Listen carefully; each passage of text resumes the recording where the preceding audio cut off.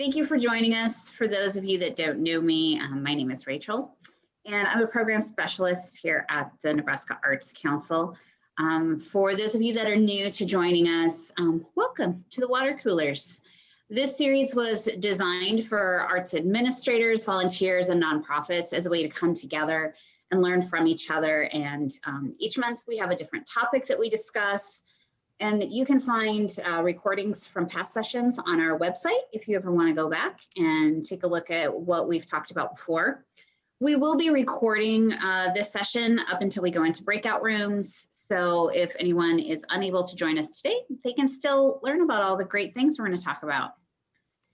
Our executive director, Suzanne, is unable to join us today. She had another meeting. So I just wanted to give you a couple of quick updates from the Arts Council. First off, if you're not aware, we have a Nebraska state champion for poetry out loud.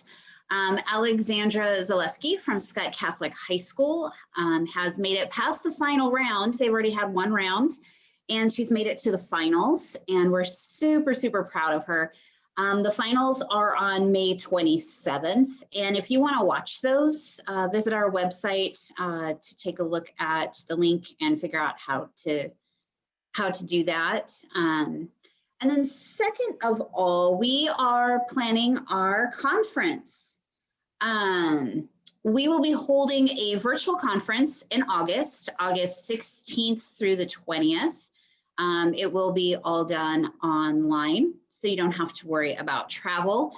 Our plan is we're going to have one session in the morning and one in the afternoon, so that you're free to do other things throughout the day, because we know everyone is really busy, especially right now. The focus of the conference is going to be community engagement. So we're going to talk about things like building partnerships, looking at your community as a whole, and we're going to have more information about our Creative Districts program at that point, and we'll have a nice little info session about that program. That is really all I have. So I am going to hand it over to Laura, our presenter for the day. So much, Rachel. Hello, everyone. I am going to get my PowerPoint started. Just a moment, and I will share my screen. You should see some beautiful colors right now as I open up. Okay. So hello, everyone. Thank you so much to the Nebraska Arts Council for inviting me to share what I've put together about self-care. And thanks so much for those of you who are joining us live, and shout out to those of you who happen to be watching this recording in the future. So to give you a little bit about me, I'm a museum educator at Joslyn Art Museum. I specifically work with school programs and interactive media. I also serve as treasurer for Nebraska Arts Teachers Association, and I'm on the American Alliance of Museums Education Professional Network Steering Committee. But today, I'm shedding those identities right now, and I come to you as a human with experiences that may be similar or different to you. And so to help you think about self-care, perhaps it'll be in a new way, or simply inspire you to add an activity of sorts to your routine through a bunch of slides and information. I'll give you some prompts if you want to share some examples in the chat, and the Nebraska Arts Council folks may interact with those shares and help cheer you on with your successes you've had. And because I understand some people come to Zooms just for the chat, so we want to have an active chat if possible. And last but not least, I am not an expert. This is just a journey that I've been on, and I'm sharing the resources that I have collected, and like I said, I hope it inspires you. So since I'm coming as just a human, I would encourage you to remove the many hats you wear. So think of the emails that can wait. That budget or proposal will be waiting when we're done. So together, let's take a couple cleansing breaths. Breathe in and out. One more in and out. sometimes I think we need to be told to give ourselves permission to be in the present. And so this is your reminder that this next 45 minutes or so is for you. This time is for you. So thinking about self-care, what first comes to mind when I say the word self-care? If you'd like to drop some comments, go for it in the chat.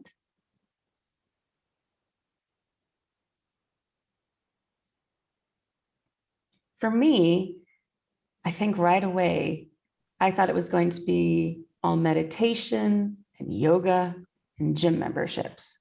And so hopefully what this presentation shows you, there are a lot of simple ways that we can care for ourselves and be in the present. You see through this word cloud, you can see a number of different things popping up, but we'll talk a little bit about those things, but hopefully we'll dig a little deeper into what we can do for ourselves. And for me, and hopefully for you, self-care is not self-indulgence, it is self-preservation. So let's go back just a moment. In fall of 2018, I was close to burnout. And if you are feeling burnt out now, there are some resources in the resource document I put together that Nebraska Arts Council will share with you. One of the articles, Nonprofit Burnout, How to Recognize It and How to Manage It. And so from that article, it's considered a zealous commitment. And this can lead to nonprofit employees sacrificing their personal time and ignoring their own needs and time limits. So here are some symptoms from the Happy Healthy Nonprofit. Beth Cantor and Eliza Sherman wrote explaining what exactly nonprofit burnout is. So these are some of the symptoms you might want to pay attention to: fatigue, insomnia, forgetfulness, increased illness, loss of enjoyment, isolation, pessimism, feelings of apathy and hopelessness, irritability, and lack of productivity. So back in February, in fall of 2018, I started checking a lot of these items off. But again, I'm not an expert, and I'm not telling you that just because you experience these symptoms, it means you're burnt out. But I just wanted you to be aware of those symptoms, and let's think of some ways to get rid of them or to take care of ourselves. Add in December, one of my family members started a health crisis. So I thought, this is it. I'm just going to throw myself into work. I'm going to be super productive. This will distract me from what's going on. Of course, what was I thinking? And so here's a graph that kind of shows you what actually makes you productive. And notice that there's the exercise, the healthy eating, the sleep, the time off, all of those self-care things. So I thought at the time, I'm already doing that. So it's time to think about care for me for when I needed to be strong for my family. And so there's an article in the resources that's 5 myths that perpetuate burnout across nonprofits. And the one I wanted to bring to your attention is myth number 5. Nonprofit leaders have limited power. Nonprofit leaders underestimate the influence they have, whether it's never taking a sick day or dashing off emails at 10 p.m. And many believe that overwork is simply how the work gets done. But other employees are watching and observing, and they're left thinking that the work ethic of overwork is the only way to fulfill the mission. So I want you to think about that and reverse it if you are finding yourself leaning in that direction, which guilty. And in turn, you have the opportunity to set the tone for your colleagues. And if you manage humans, set that example, promote the healthy work-life balance.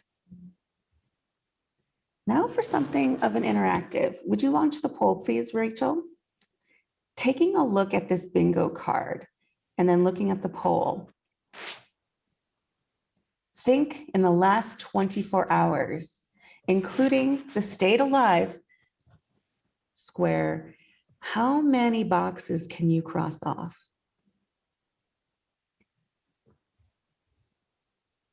And drop it in the chat if you have a bingo.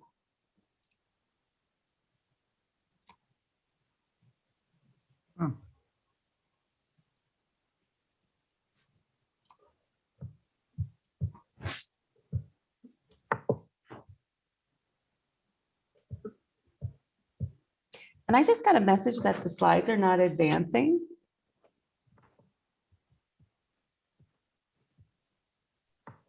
I think they are now, Laura. At first, Okay. we were having a hard time, but I think we're good now. Okay. Okay. Oh, there's 60% of you are hitting 8 to 10, 8 to 11. That is incredible. Look at you.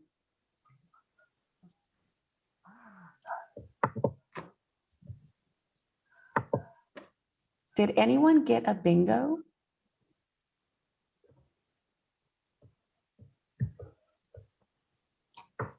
No. Oh, Candace says that she remembers. I can see, by the way, Rachel, I told you I couldn't see the chat. I can see the chat. I think the humidity is playing tricks on my tech here. I'm also working in my office, which is right below Sarah Jocelyn's old office. And some techie things happen from time to time in here. So congratulations, we got a bingo from Kristen. Well done. Okay. I'm going to stop sharing. Share the results. Let's see if you'd like to take a look. A lot of you are on the right track. So hopefully I'll add something to your arsenal of self-care. So the way I look at self-care is I'm looking at it mind, body, and soul. And so another resource for you to use is nonprofit burnout, how to recognize it and how to manage it. That's another resource that's in the resource handout. Some of these, when we get to talking about mind, body, and soul, especially when we get to mind and soul, they could be interchangeable. Make it work for whatever you feel. Don't try to do all of these suggestions at once. Start small or you're going to overwhelm yourself, thus negating the whole idea of self-care. So let's start with mind. All right, you are not your job. So for me, I'm a singleton with no biological children. Sometimes work can be my baby, the thing I really care about. But if you're like me, or if work is just taking over, we have to adjust our thinking. We have a job. We acknowledge that we're relied upon to carry out specific functions, but we need to admit we are replaceable in terms of the job. We get into trouble with thinking that the organization would fall apart without me. So if you need a reminder, I am not my job. And another friendly reminder that doing your best does not mean working yourself to the point of a mental breakdown. And so here we come to the mindfulness portion. One of the big things I find with self-care is just being mindful of what we do. And so there's an article that's great, Mindfulness and Wellness by Dr. Sandra Jane. And she explains that being mindful means you're paying attention on purpose. When you practice mindfulness, you are purposefully directing your attention to your experience, whatever that may be. Being mindful means that you are focusing your attention specifically on the present moment. Your mind rarely stays focused on the present, but rather is rehashing events that have happened in the past or is anticipating events that will happen in the future. When you're practicing mindfulness, you pay attention to your thoughts, emotions, and bodily sensations without judgment. You simply observe your experiences and refrain from labeling them. You approach your experiences with non-judgment, allowing them to be as they are rather than evaluating whether or not they are good. And so always think about that mindfulness. Take a moment, take a breath. If you have any examples you'd like to share, go for it in the chat. And what self-care presentation would be complete without meditation? This is the part I struggle with, turning my brain off. But I found in small bites that I can handle it. So I shared with you two of my favorite meditations. One you can see on the screen, which is a morning medit ocean, a guided meditation with jellies. And the other one is Connecting to You. And this is just a 5-minute meditation with an artwork by Wendy Red Star. So if you need a moment to take a breath, grab one of those and start there. And you're going to discover more as you explore meditation. boundaries. So for me, that is really what I've been working on, especially when working from home this past year. Because when you work from home, your home is your office. And boy, it's so easy to just open up that computer and start working. And because you can't necessarily go anywhere. So with boundaries, I've been setting up rules. And these rules are ones that I like to follow to ensure that I have a good work-life balance. So especially on weekends, work's going to creep into my thoughts, but I have this priority list system called front burner, back burner, kitchen sink. And so if something comes in, I just write it down or I put it on front burner, back burner. Front burner are things that immediately needed to get done. Back burners are things that are in queue. Kitchen sink, everything else goes there. So I've written it down. It'll be there on Monday when I start back for work. And so like Elsa, I let it go.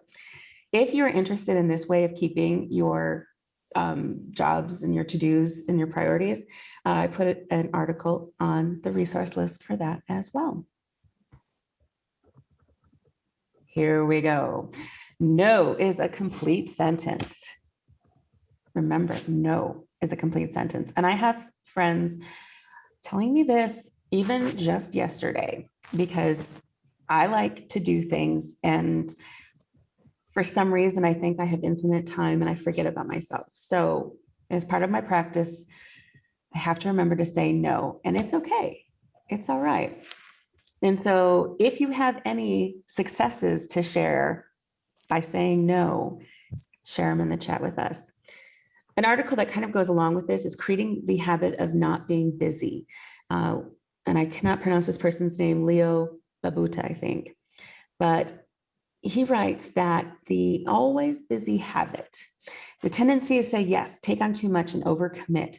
It's the tendency to move around quickly, always staying busy. It's a tendency to put off the scary tasks.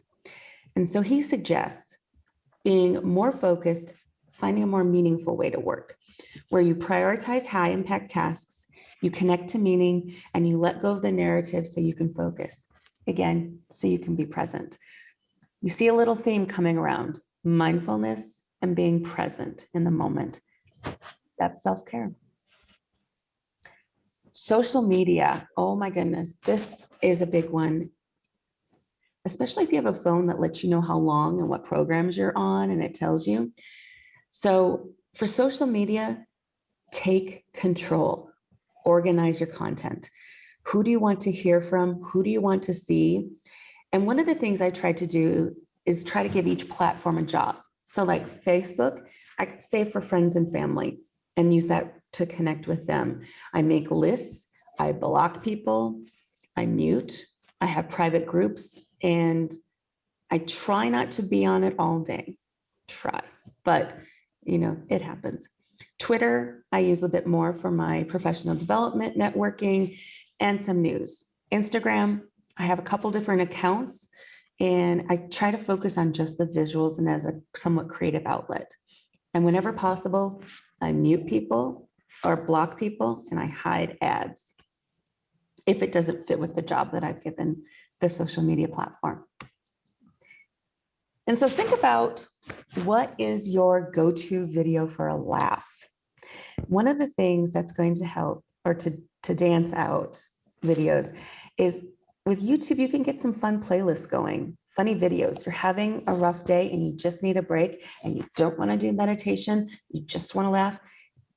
Grab a video on YouTube. And one of my favorites, Sad Cat Diary. I have watched it probably 100 times and it cracks me up every single time. That's in the list of resources for you. Also, do yourself a favor. If you are using Chrome, add the ad block extension, because then you can watch YouTube without all of the ads. And speaking of laughing, 6-year-olds laugh an average of 300 times a day. Adults only laugh 15 to 100 times a day. Be 6 again. I love it. So keep in mind, and one thing that we've noticed is we've started to come back to work a little bit, and being able to laugh in person has been so much fun. We may not get as much work done, but laughing is great. And if you need help with that, we have a local resource. I don't know if any of you know Molly Nicklin, but she has Laughing with Molly. If you're on Facebook, that's where you can find her and you can see videos, join classes. It's a lot of fun.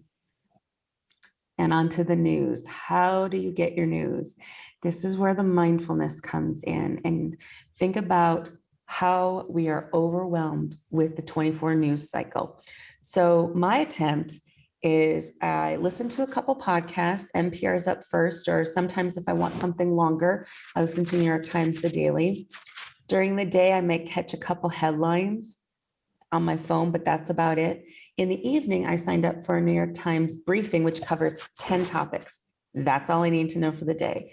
And then at the end, I sometimes check Twitter to see what's trending to see I didn't miss anything. So no matter how you choose to get your news, don't let it be overwhelming with all of the possible ways. Give yourself a plan and a time limit. And when you're done, you're done. No rabbit holes. And finally, if you haven't done this before, just unplug. It has been amazing. I will take a week or a month and just unplug from Facebook. And it just feels liberating to go on this hiatus. And remember, it'll all be there. Don't let FOMO or the fear of missing out get you. If you miss something, it wasn't meant to be and life will go on. Next up, we've got our body. So we've covered the mind, we're moving on to body. What does our body need? Sleep, water, and to move. A wonderful quote by Banksy. If you get tired, learn to rest, not to quit. And so what exactly does rest look like? Perhaps you're thinking of taking naps all the time, sleeping. But here's something more. Rest can look like this. This is from the Nap Ministry. I love the Nap Ministry. They have a mission that resting is resistance. I encourage you to look up what Tricia Hersey has built. But here's some examples from Instagram, their Instagram posts, like close your eyes for 10 minutes, take a longer shower, daydream, slow dance, create a small altar. If you have any ideas for just resting that aren't on here, throw them in the chat. Now let's talk about sleep, self-care for sleep. And this graphic is in the resources, so you don't have to try and read it all right now.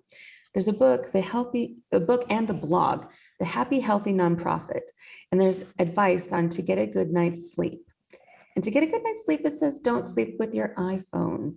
So how many of us sleep with our phone? Yes, using it as an alarm clock. They recommend getting an old-fashioned alarm clock. They said it's one surefire way to ruin your sleep is to use your mobile phone as an alarm clock. Why? Because when you turn off the phone, the alarm, you start looking at what's on the screen. And I've been doing that. It's something I need to work on. So find a fun alarm clock. There are so many great choices out there, ones that will just light you up or wake you up with light, sound. I've even seen some that are mobile, so you have to chase it to get it, but have fun with that. Find a good alarm clock. And let's check back in a year or so and see how we're all doing on get rid of phones from our bedrooms. Drink more water. I'm sure you've probably heard we all need 8 glasses of water a day. How many people think they drink enough water as it is? Did you know that drinking water in the morning is actually better than coffee because water can wake up your circulation and make you more alert?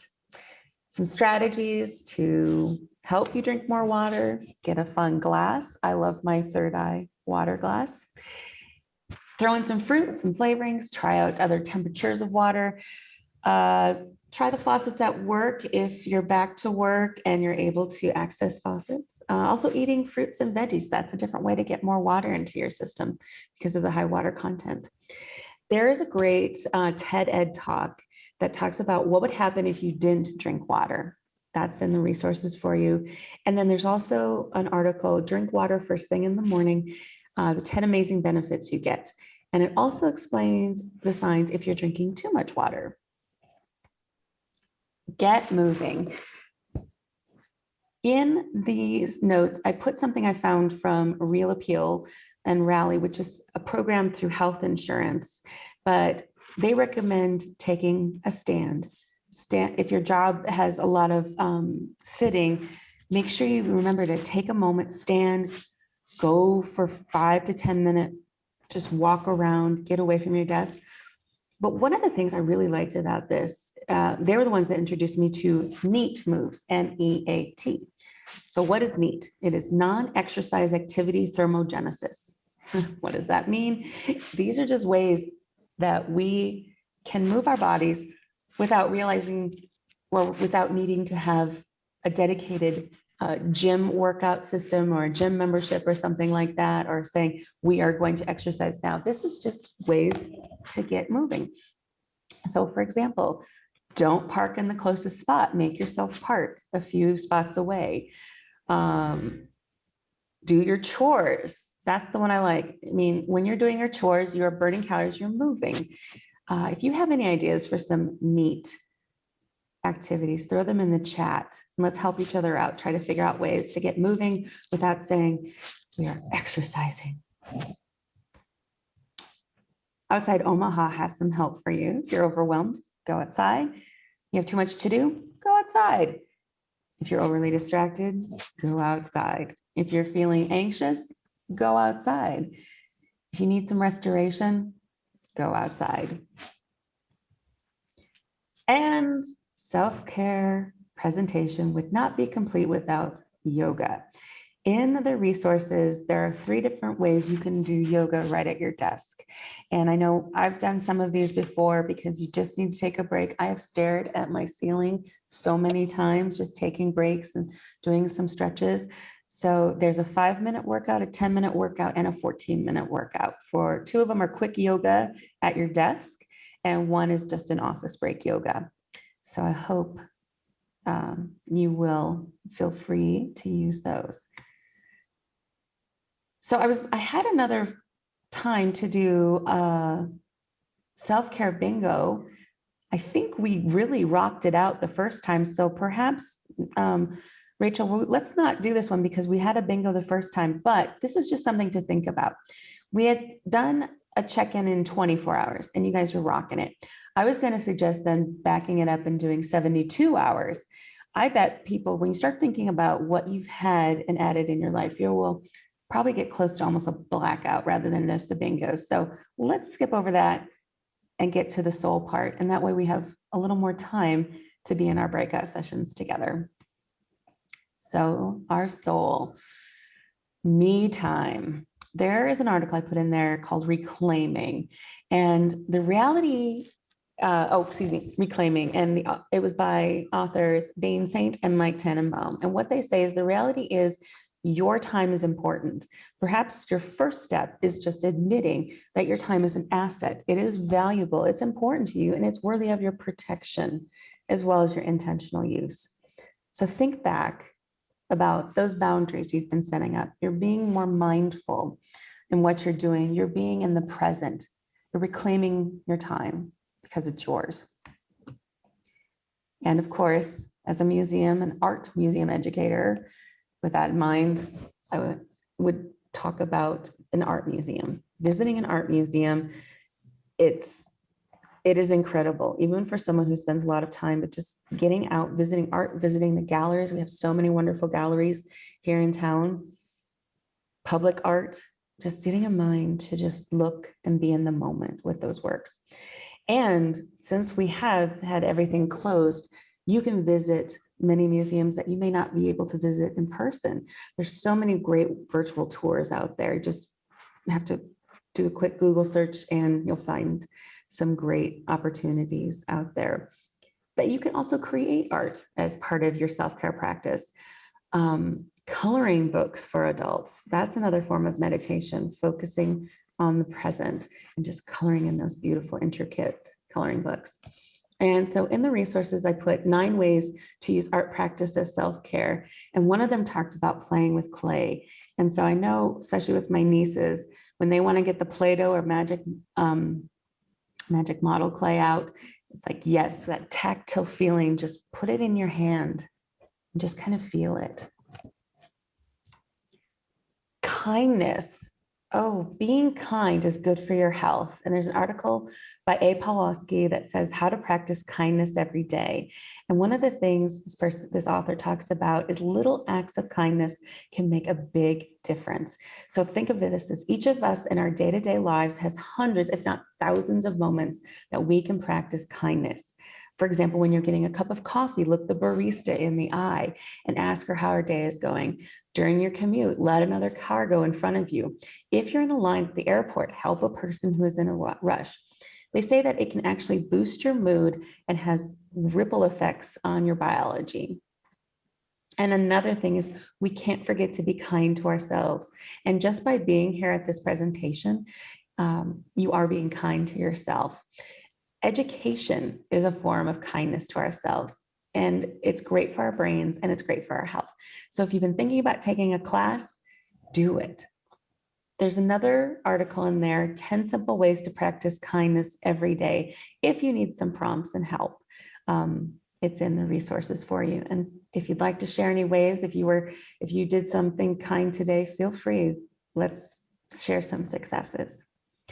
If you want to have even more help or be even more active, if you haven't, visit the Secret Kindness Agents. And they have a Facebook presence. And many of you probably know Fariel Pearson. It's her work, and it is just a viral phenomenon. And have fun with being part of that group. We can't forget to treat ourselves. So think about how will you treat yourself and drop your ideas in the chat. I treated myself to a dirty chai this morning, and it was quite wonderful. And for my fellow Parks and Recreation fan, perhaps you'll pick clothes, fragrances, massages, mimosas, fine leather goods. Hopefully I have some fans, or there are some fellow Leslie Knope and Donna fans out there. I did put the link to the Treat Yourself clip if you are confused as to what I am talking about. Think about guilty pleasures.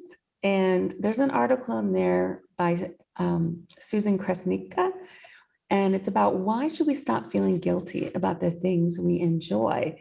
So next time she says you feel that guilt creeping into our pleasure, maybe we shouldn't ignore or internalize it. Maybe we should look it in the eye and say, I know why you're here, old friend. Thank you for the opportunity to learn about myself and for reminding me that I matter. So think about your guilty pleasures, and you don't have to share them if you don't want to in the chat. But I go to silly games, perhaps Real Housewives. That is a guilty pleasure. And like I said, if you're up for sharing one, go for it. Another thing, as we're talking about self-care for our soul, is reframing. How can we shift our perspective? And a while ago, I remember I was having a really tough day, and I felt that I had wasted so much time dwelling on it and doing nothing. And a good friend advised me that I reframe my thinking by saying I allowed myself some solitude for days of reflection and contemplation. And so think about that. If you are being hard on yourself, how can you reframe it to show that you're worthy and you're being kind? So keep that in mind. And one of the podcasts I happen to listen to is Armchair Expert with Zach Shepard. It is just, sometimes it's just, there's so much information presented sometimes. And I listened to number 184 with Ashton Kutcher returns. And so it's turn of the new year, and not last year, but previous year. And Dak Shepard's resolutions where he said, I'm just going to love everywhere I'm at. He said he was driving to work thinking about he was going to be late and yada, yada. But then he thought, hey, wait, I don't have any kids in this vehicle. Oh, wow, these seats are really comfortable. And the radio's on. And how great is it that I'm stuck in my car for 20 minutes? And so he shifted his perspective to appreciate every moment. And then he says he feels he came full circle to the daily affirmations. And so, and Ashton then Kutcher also talked in there, and he talked about how he just practices appreciation. And that brings us to gratitude. And so think about this. The more you are in a state of gratitude, the more you will be attracted to things to be grateful for. And with that, if we're ready to go into breakout sessions, your assignment is to identify one area, mind, body, or soul, that you'd like to focus on and share one thing you will commit to doing for it. And so perhaps to wrap up the session, welcome back, everyone. Hope your discussions went well. And I guess my parting words are use the resources as needed and keep calm and practice self-care. So thank you very much for joining us. Thank you so much, Laura, for presenting today and being a part of this. I will send out the resource guide in an email as a PDF as a follow-up, so you all have access to that. And if you want to, do a little bit more research on your own, you'll have those. The other thing is mark your calendars. Our next session is going to be Wednesday, June 16th at 1 o'clock. We're going to try something new, guys. New idea. I'm calling this session Meet Your Neighbor, and we are going to focus a large portion of our session on the breakout rooms.